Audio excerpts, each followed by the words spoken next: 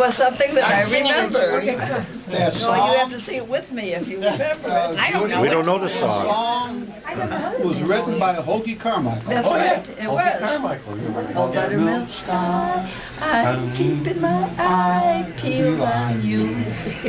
What's the girl's good world tonight? You better get Are home. you gonna be hello tonight? I didn't sing Ave Maria.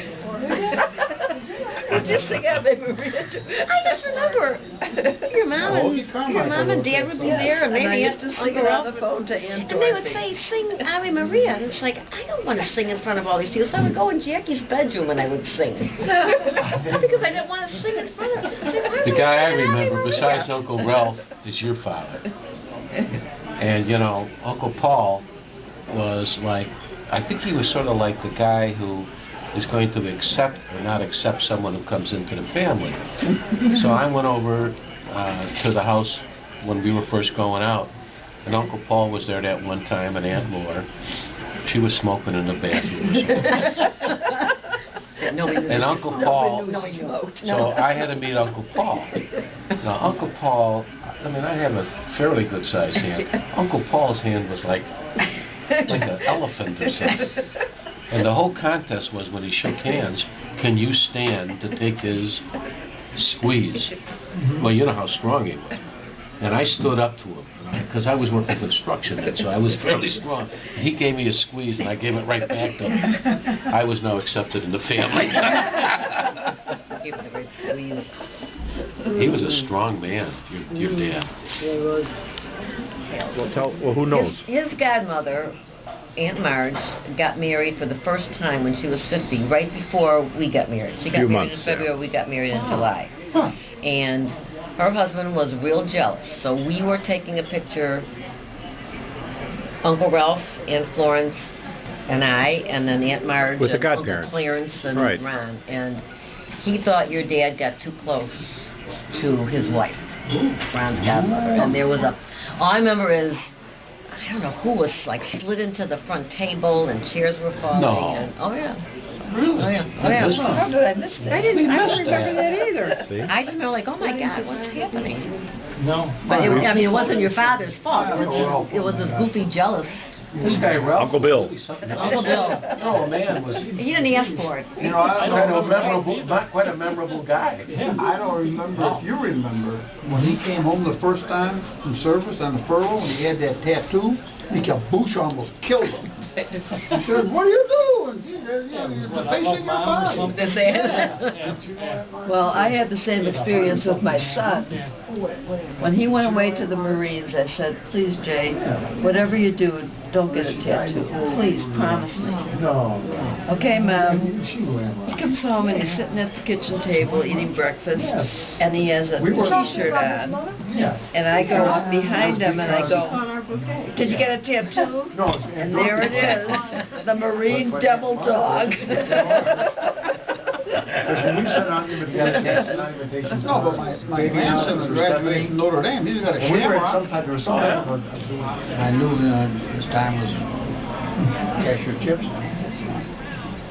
And he died not too much later than that. That guy suffered. Yes, he did. She just lost an aunt. You know, there is no person.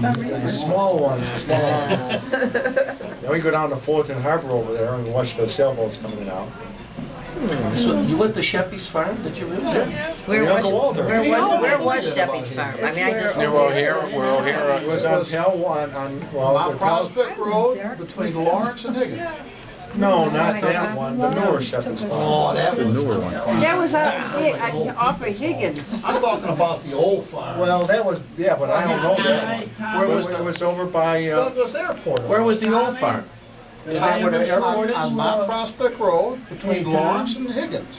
Tom? Yo, Did I ever show you the pictures Yes, of the old yeah. farm, the aerial views? yeah, we brought them about 4 or 5 years ago. I thought Sheppy's farm was out further than that. Well, the new Sheppy's farm was the out new by one? Palatine, you know where Palatine Road is? Yeah. The Palatine Express? Yeah. It was out there by Schoenbeck, right? Schoenbeck. Oh, way out there? Yeah, right. See, I knew it was And out. we used to go up Milwaukee Avenue Yeah. You remember where that World War II Marine plane was with the wings folded up? Yeah. That's where you take a left-hand turn. That was the new farm. I thought That was the new so one. they moved up there and then after they sold their... Yeah.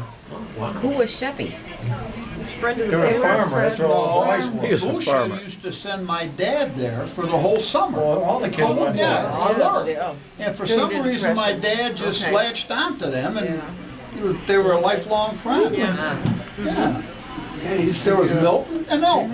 And this Milton, They were, at 22, I seen him from 25, 30 feet. He says, watch, he said, I'll shoot the eye out of that robin.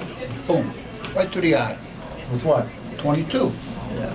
He was a shot. Remember they had the old Sheppy was horse a called Charlie? Charlie, yeah. And we used to get a chance to What ride. about the, was it the mother, the The one? mother used to sit on the Old porch. Lady Borg. I don't know, but she had her legs wrapped and she... Charlie they had there? Sure, Charlie. after Peter was Charlie old. died? Yeah, They cried like a baby, those two farmers. Yeah. Charlie died. that was all just, That was the that was worst like what we thing. did I on used to go in- Sunday I used to get mornings the or eggs Friday over in nights. the hen house. Yeah. I used to get picked on that. Well, you gotta go. And do you remember when they would Sorry. crack the eggs and drink them down? Yes, yes. Oh. And their mother, Your son And then that was in California. Santini died. Yeah, I remember him. The Santini, Uncle Gus, Uncle Gus. Gus died. He was, So we're at, so Corky decided to stay over to go to the wake. So I go into the wake, and you know, Corky and I worked together and everything. We used to go get drunk together even. And anyway, to make a long story short, Corky says, you know, I think I'd like to come back to the Chicago area because, you know, I don't see my kids. So if you hear anything, let me know. I said, well, do you have a resume? He says, well, Dad, I got one in the car. So walked out to the car with Corky, got a you're resume. better off going to the Sheppy Brothers. You get out. Put it in my car. Went out, we were going out to dinner about 2 weeks later with a friend of mine who's a headhunter. We go out, he was out in Barrington. Guy's a friend of mine from years ago. Go out there, and he says, you know, Dan, before we go out to dinner, if we're friends, Yeah. do you know anybody who knows manufacturing? Because I need a manufacturing guy. I says, you're not going to believe this. I got a resume in the car. She is? That's a guy who's really great in manufacturing. Corky. He was manufacturing at Teletype and marketing, and then he was at American Hospital. I said, yeah, I got a great guy, but you know, you're going to think this is a joke. He says, well, go get the resume. I go get the resume out of the car before we're going to dinner. We're not even having drinks yet. I bring the resume.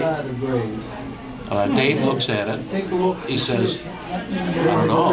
This is the guy he's got the experience. I call Uncle Paul on the phone because Corky was staying at Uncle Paul's. And he says, well, he's not here right now. He's at Bertie's or something like that. He gives me a number, and I call Corky. He and Dave hook up. They talk. Hey, listen, I think you got what I want. Let's meet. The next, this is another part of the funny story. They then decide to meet. Corky's meeting with this guy. What are we doing?